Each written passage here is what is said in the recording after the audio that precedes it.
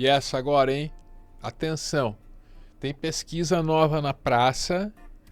Tem cientista dizendo que se você tem um gato, rapaz, você tem o risco de desenvolver esquizofrenia apenas duplicado. Mole? Quem traz essas informações aqui no plantão do Meteoro é o Everton, no nosso plantão. O plantão do Meteoro é um oferecimento da nossa Fílmica, cara. Olha lá, ó. Cinema cult independente, filme que você não acha em lugar nenhum, 75% de desconto na assinatura, R$ 60 por ano, hein? Dica aí de presente de Natal, para amigo, para colega, para vizinho e claro, né, para você que quer investir na sua formação, quer ampliar seus horizontes conhecendo a arte, tá aí a dica. Dada a dica, bora pra informação. E lá está ele. O Everton, gatos e esquizofrenia. Por essa eu realmente não esperava. Álvaro do céu, que confusão, que confusão. Vocês têm um gato, não tem? Vocês têm a cenourinha. Tem um gato, tem um gato. Algumas vozes da minha cabeça dizem que eu tenho um gato, outras dizem que eu não tenho um gato. Ah! Não, eu tive o privilégio de conhecer a cenourinha, né? Pelo menos parte das vozes da minha cabeça me dizem que eu tive o privilégio de conhecer a cenourinha. E aí, Álvaro, e se eu te disser que tem cientista, ou melhor, supostamente existem cientistas dizendo que ter gato faz você ter mais chances de ter esquizofrenia. E foi um artigo publicado recentemente, no comecinho desse mês de dezembro. Você pode colocar na tela pra gente? Eu trouxe aí o título do estudo. Cat Ownership and Esquizofrenia. Isso, eu coloquei a tradução ali, mais ou menos seria posse de gatos e transtornos relacionados à esquizofrenia e experiências psicóticas. Uma revisão sistemática e meta-análise. Então, Álvaro, eu queria destacar duas coisas aqui nesse título. Ele foi publicado numa revista chamada Boletim da Esquizofrenia, e é uma revista boa, né? A gente mede a qualidade de uma revista pelo impacto que ela tem na comunidade científica. Então, ela é uma revista ok, uma revista boa, e ela traz essa palavrinha, que quando aparece essa palavra em artigos científicos, que é a tal da meta-análise. Meta-análise, explica pra gente. É a chance de aprender também, né, cara? Vamos lá. Eu acho que melhor do que eu explicar agora é a gente retomar um vídeo que a gente já fez aqui no Meteoro, na época que tava aquela confusão da galera falando que porque tem uma meta-análise mostrando que a cloroquina é muito eficaz em combater a Covid-19. E aí eu trouxe um trechinho desse vídeo pra gente ver, em que a gente explica o que é essa tal de meta-análise. Bora lá. Aí, ó. Arquivo. O que uma meta-análise faz é integrar os resultados de diferentes estudos em uma única análise estatística. A grande sacada por trás da meta-análise é que ela dá um peso de importância diferente para cada estudo. Por exemplo, o estudo feito com 20 mil pessoas vai ter um peso muito maior que o estudo feito com 20 pessoas. A meta-análise é como se fosse um cabo de guerra entre os estudos que mostram diferentes resultados. Quanto mais robusto for o estudo, ou seja, quanto mais pessoas participarem e menor for aquele intervalo de confiança, mais força tem o estudo para puxar o resultado final para o seu lado. Nesse exemplo hipotético que a gente simulou, o terceiro estudo foi feito com muito mais pessoas e tem um intervalo de confiança bem menor. Esse estudo tem muito mais força estatística, por isso o resultado final é puxado principalmente para o lado dele. A lógica por trás de uma meta-análise é até fácil de entender, mas na prática é bem difícil fazer uma meta-análise. Por isso, é um tipo de estudo não muito comum de se encontrar. A parte mais difícil é a seleção de estudos que vão entrar na meta-análise. Aê. Então, Álvaro, aí nesse finalzinho de vídeo a gente já tem duas questões importantes. E a qualidade de uma meta-análise vai depender da qualidade dos estudos que foram analisados para essa meta-análise. É aquela velha história que se você der lixo para uma análise, ela vai te devolver lixo novamente. Uhum. Então a gente volta para esse estudo sobre gatos aumentarem a chance de desenvolver esquizofrenia. E a gente vai dar uma olhadinha então como que esse estudo foi feito. Você pode pôr aí na tela pra gente, Alvo? Então, eles começaram analisando 1915 estudos diferentes. Eles pegaram estudos desde 1915. Uhum. Só que desses 1915 estudos, só 106 foram escolhidos para dar uma geral no artigo, para ler ele inteiro. Gente, isso não é que os cientistas são preguiçosos. Caramba, vamos pegar só 10%? Isso é super comum quando a gente vai fazer uma meta-análise ou uma revisão. Então eles foram lá, dos 1915, e pegaram 106. E desses 106, só 17 puderam entrar na meta-análise. Então, a gente tem poucos estudos entrando nessa meta-análise. Então, esse é o primeiro ponto, né? Uma meta-análise com pouquíssimos estudos. O segundo ponto, Álvaro, é que tipo de estudo que entrou nessa meta-análise. Esses estudos, eles eram estudos que a gente chama de correlacionais. Eles só buscam correlações.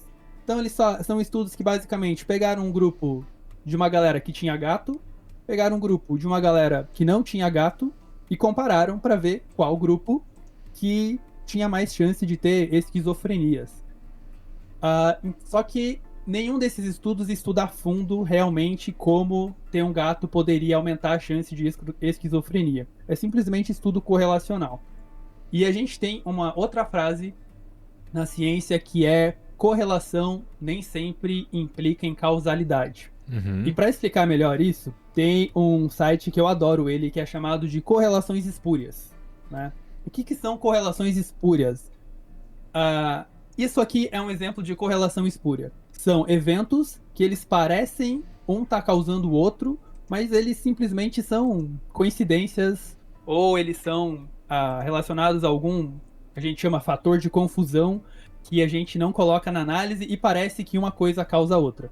Por exemplo, a gente tem que o número de pessoas que se afogam em piscinas está correlacionado com o número de filmes em que o Nicolas Cage aparece.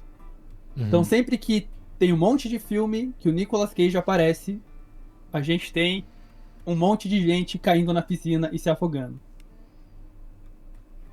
A gente tem outro exemplo, esse eu adoro esse também, que é o consumo de queijo.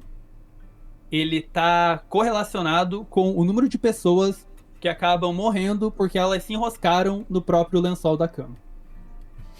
Então, nos anos em que a gente teve mais gente comendo queijo, a gente teve mais gente que morreram por causa de se enroscar no próprio lençol. Esse também adoro esse, que no estado de Maine, nos Estados Unidos, a taxa de divórcio tem uma correlação quase perfeita com o consumo de margarina.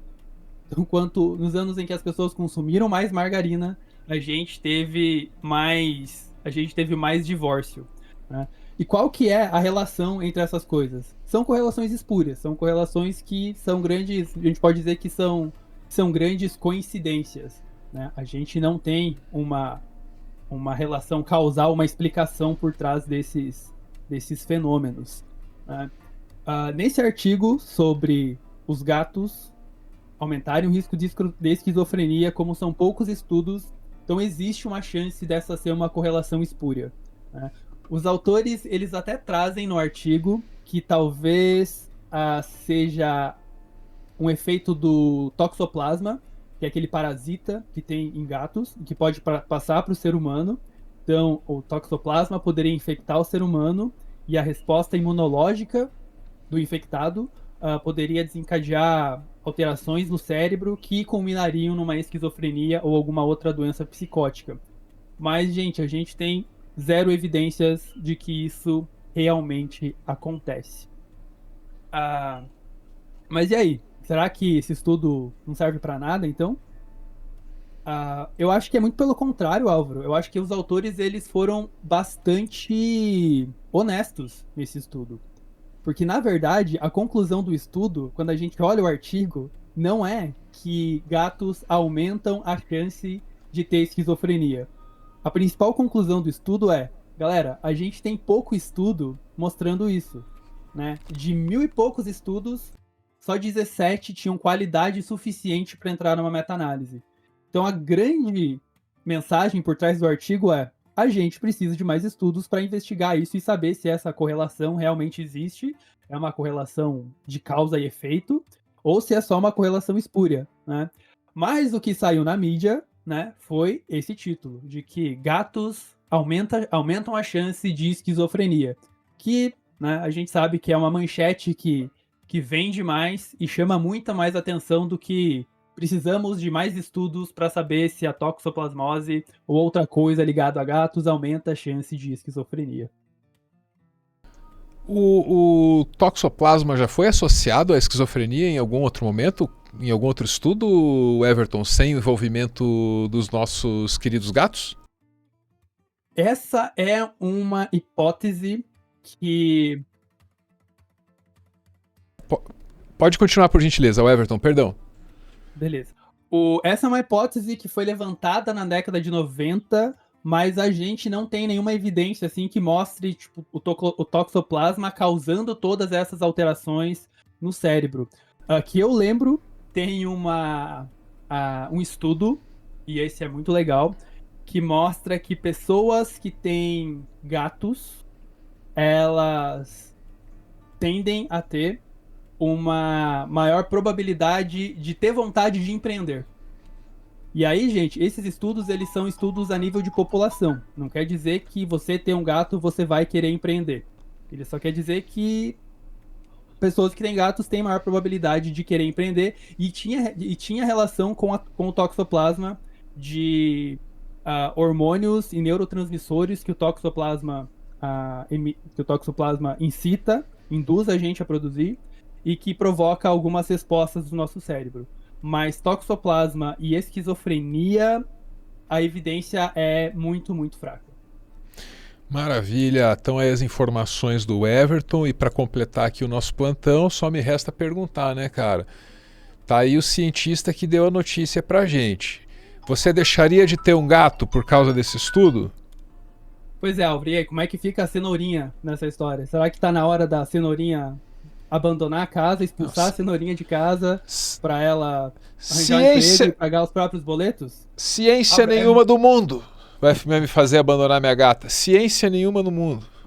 Nem magia. O que a ciência diz é justamente o contrário. O lugar de gato é em casa.